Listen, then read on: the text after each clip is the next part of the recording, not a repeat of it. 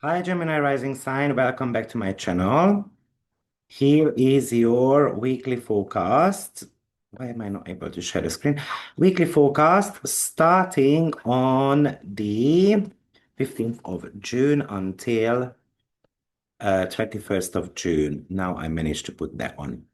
So this week is all about Venus. Venus is running into all outer planets by aspects, and Venus just moved into Leo recently, which is activating your third house, the house of communication, intellectual pursuits, daily logic, local environment, short-term travels, even siblings and sales.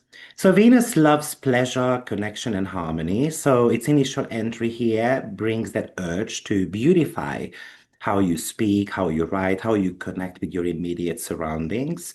Even it can give you the desire to buy new books or tech or celebrate your local connections. You want your ideas and your words to kind of feel vibrant, creative, or highly impactful. However, between June 15th and 18th, Venus is going to run a rapid fire gauntlet with three outer planets. So, therefore, this compresses your major mindset, writing, and communication story into a 72-hour window. So, let's break that down for all, well, like how this three-act narrative unfolds for you. First up is Monday, June 15th, when Venus is going to be making a electric sextile to Uranus in your first house, which is the house of identity, self-image, and personal presentation. It happens on the same day as the new moon, so you usually expect some sudden spark of wanting to make personal changes in your life. So therefore, out of nowhere, you've got this innovative idea, flashes through your body. It could be a sudden breakthrough regarding a writing project, an unexpected local connection, bumping into a neighbor of yours and having a very mentally stimulating conversation. You can even fall like romantically for someone in your neighborhood as well, or you are ready to articulate your kind of like fresh thoughts, allowing your authentic personality to shine through. So therefore, you are ready to talk about even some sensitive topic in a bold manner. Then on Tuesday, June 16th, the energy softens slightly bit because it's going to be running into kind of an intoxicating trine to Neptune, which is sitting in your 11th house. So we are taking that spark from Monday and then we build a castle in the sky, a beautiful castle. So in your mind, you start highly romanticizing how this new idea, writing project, or conversation is going to perfectly elevate your standing within a community, that you are expecting that everyone is going to be accepting your idea, everyone is going to be cheering you on, receiving that effortless social applause, or build a flawless future alliance. And you're looking at your friends, your audience, and your immediate plans through those absolute rose-colored glasses, kind of getting completely swept up in the dream of ultimate social harmony without double checking the facts. And this is where Pluto might be causing you a reality check because on the 17th, Venus is running into an opposition with Pluto. And this is where the honeymoon phase kind of like acts abruptly. Venus in your third house, with that sobering Pluto sitting across your ninth house, the house of higher perspective, beliefs, publishing, legality. So someone might be kind of like pushing on you their legal opinion, thinking that the idea that you came up with potentially legally cannot be manifested as easily as you thought so. Or it's kind of like a bit of a sobering aspect connected to structural data or objective reality. Because Pluto is sitting across from the house of logic, we can expect an intense power struggle over an opinion, a difficult truth in a contract, a deep flaw in your kind of like overarching philosophy can come to light.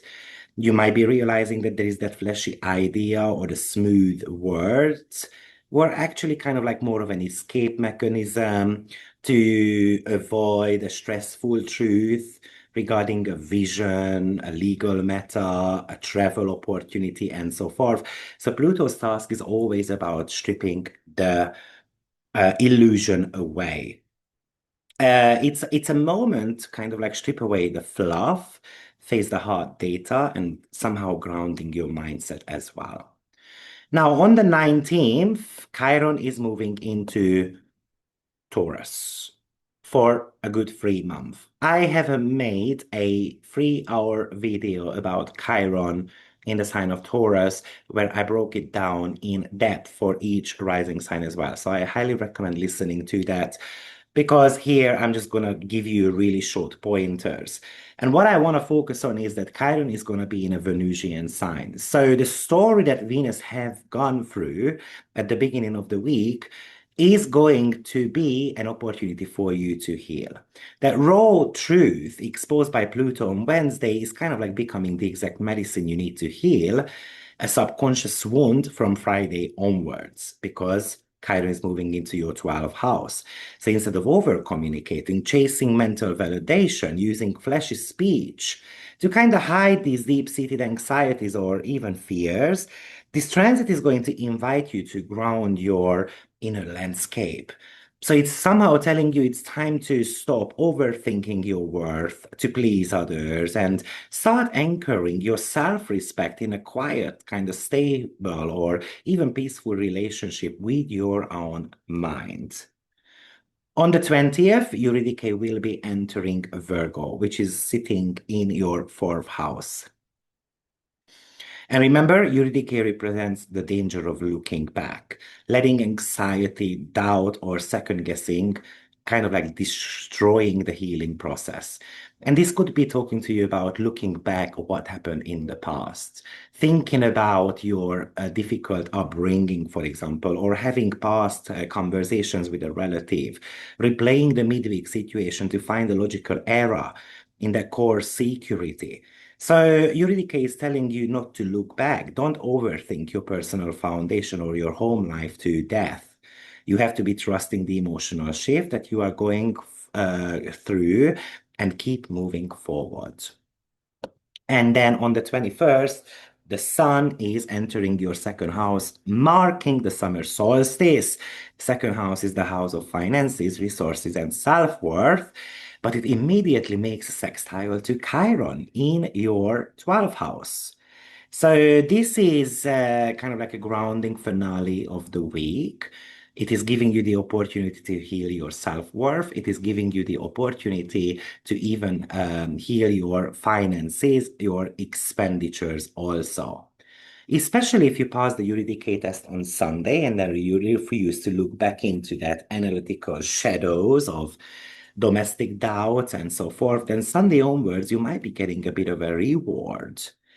It is telling you that it's time to focus on finances as well as healing your self-worth, knowing how much you're going to want to charge for your services, how much you want to be kind of like respected, and then claiming that respect. But it all starts with self-respect.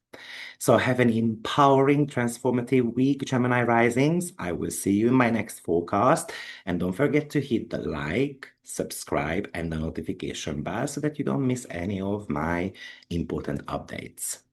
Take care. See you soon. Bye for now.